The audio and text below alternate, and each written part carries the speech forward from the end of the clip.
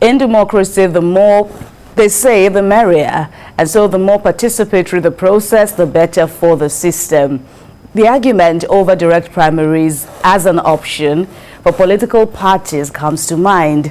Both chambers of the National Assembly have now harmonized their positions on the Electoral Act Amendment, the Electoral Bill being amended, inserting the direct, indirect, and consensus modes of nominating candidates by political parties for elections. Now, this was after President Muhammadu Buhari declined access to the bill. And while the Senate included the consensus clause, the House of Representatives adopted only the direct and indirect primary modes before both chambers concord on the three methods. Well, the lawmakers added a clause that there must be a written consent for the consensus modes from all aspirants to the office being sought for. Well, that's an interesting provision, but as we begin this discussion, BKO, in whose interest are the lawmakers, really serving with this latest development? Some have said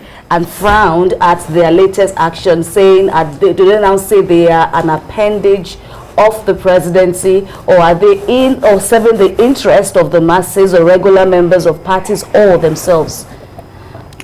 Frankly, it is a wish of the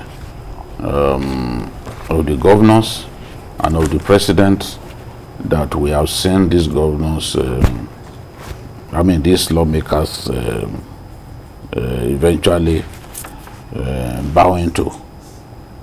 The lawmakers came up with the idea of direct primaries because it was clear that the governors were bent on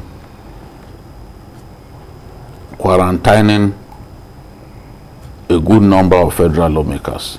Some governors are going to leave in 2023 and are already planning to take the Senate seats of some incumbent senators.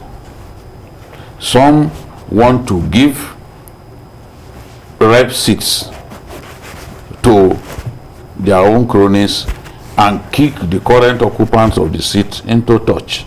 So the lawmakers now felt, wow, before these guys destroy us politically, let's try to use our own power.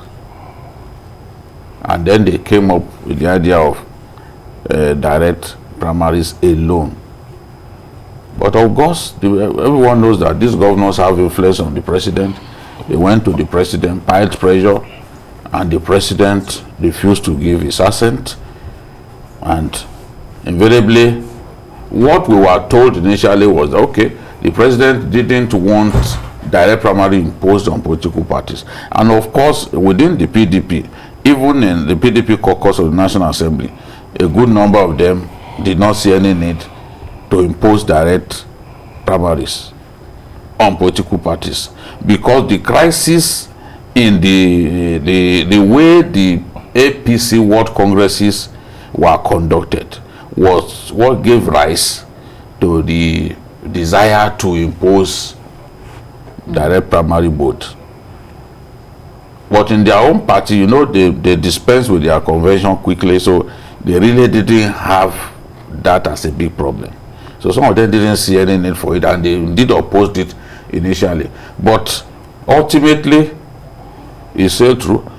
But the president refused to give his assent because governors had been complaining from the first day. They even sought a meeting with these lawmakers, trying to get them to change their mind, because governors saw it as something that would take away the powers and influence that they had wielded over the years.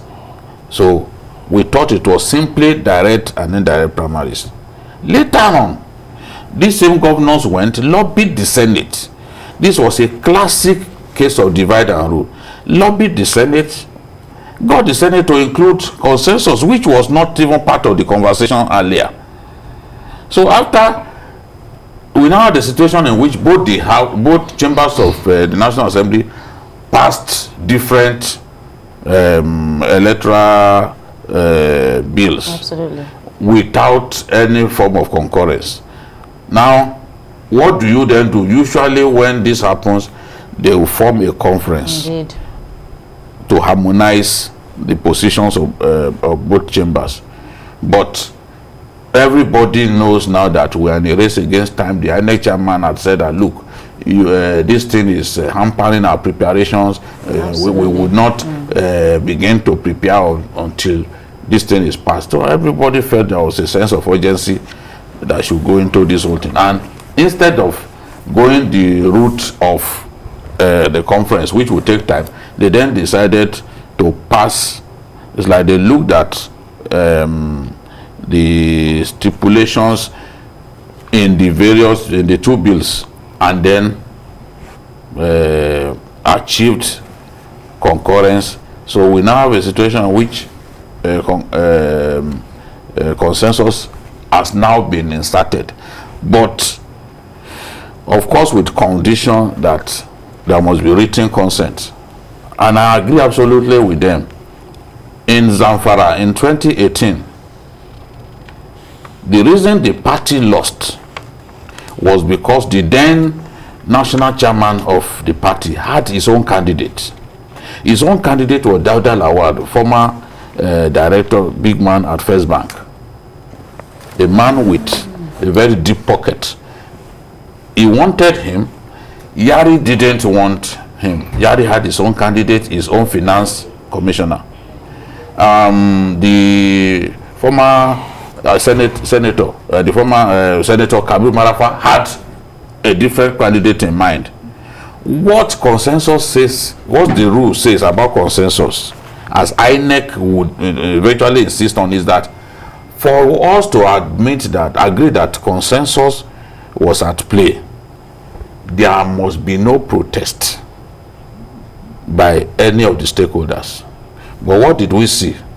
Only Oshiomhole and his own people agreed with the choice of Dauda Lawal. He claimed that there was indeed a primary election by consensus, and that this was the candidate that everyone agreed on. But the moment Yari came out to say no, there was no primary. And in this case, now nothing Kabir Marafa said that effect. no. Absolutely. Even if at that time it was not mandatory that we should write, yes, there was no time that they came together. Agreed. So with all of those people saying no, it didn't happen, it was clear that there was indeed no consensus. Because if there was consensus, nobody should complain. So they are trying to validate that now, because they also know that governors, as politically greedy as they are, will come up with all kinds of people, impose candidates. So how do we then ensure that this is not the norm, except by having all the candidates say, okay, I have agreed that this, all the aspirants say, okay, I have agreed in writing that this is the person who should go for this. Right. He's going to bring all kinds of problems. Absolutely. Absolutely. A really interesting turn of events, and we wait to see. But before we continue with the conversations, let's listen to what the Senate President had to say on the passage of this harmonized version of the Electoral Bill.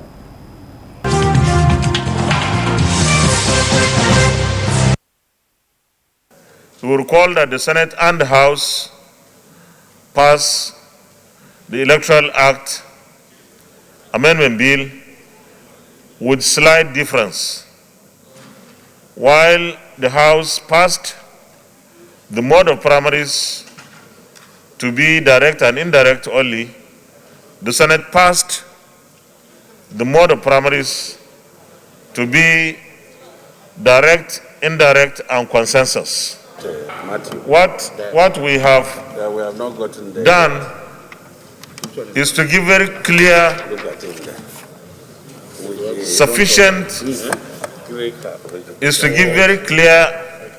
and sufficient definition to each mode of primaries. The direct primaries is well defined and how it will be conducted. Ditto the indirect primaries. And for the consensus, the two chambers have produced in this bill now very clear definition of how a consensus candidate would emerge.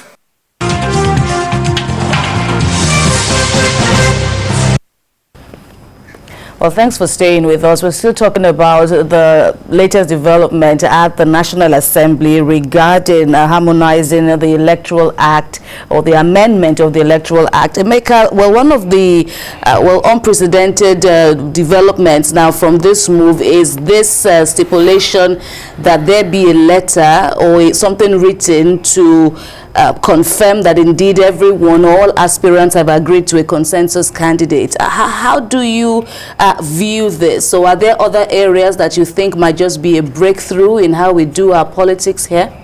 Well, that letter, I'll tell you, might be difficult to come by in many instances, because Nigerian politicians are adept at, finding easy shortcuts, to realizing their ambitions, so there's always this idea that you need to impose the will of the godfathers, so to speak, on the people, and that's why you find out that when these things cannot work, like what the topic we discussed earlier, they resort to violence. But so well, all well and good, but I think as has been seen in the case of how President Muhammadu Buhari got the APC's ticket for a second term in 2019. So through direct primaries. I don't know why the parties are really shying away from direct primaries. But be that as it may, like we said here on one edition of Hangout, that President Muhammadu Buhari was going to reject it, and he will return it. He will return the bill to the National Assembly, and the National Assembly will end up putting all those things into that. That projection has come to pass. So the point is this: I think the parties, need to really build their membership base, their supporter base. They need to grow their numbers, because as has been seen in certain cases, for instance in Anambra, the figures that came out from primary elections, did not reflect in the real elections. And because there was no primary. No. So no, there was now, even the courts affirmed that there was no primary. That is so, in some other states too, you found out that figures were clearly inflated. The figures at the primary were clearly inflated. So what people are now asking is that parties should unveil their membership registers. It's not just for you to say, that we had 1 million people at the governorship primary, and at the end of the day, you cannot even muster up to 200,000 people in the general election. Where are the 1 million people that turned up, for the primary election? So these things need to, INEC needs to also, well, as time goes on, I commend INEC, they are improving. Even National Assembly too, even with all the machinations, to put in their interest, but they are still trying to improve on our electoral process. I'm happy about the BVAS, this biometric validation. I'm happy about that. That's going to be in this. That's going to be in this bill. I'm happy about that, and I think INEC should go further to make sure that BVAS helps to remove the issue of underage voting. All right.